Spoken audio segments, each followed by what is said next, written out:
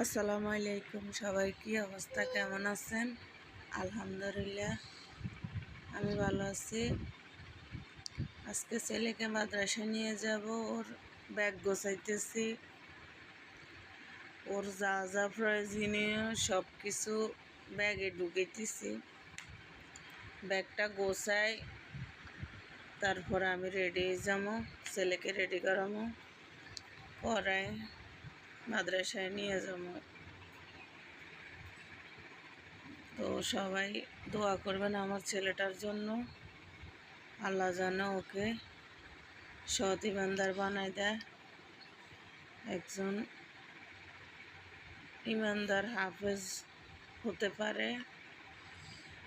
ছেলেটার মনটা অনেক খারাপ, বাসায় আসিল তো অনেক দিন, আজকে দিয়ে আইতেছি।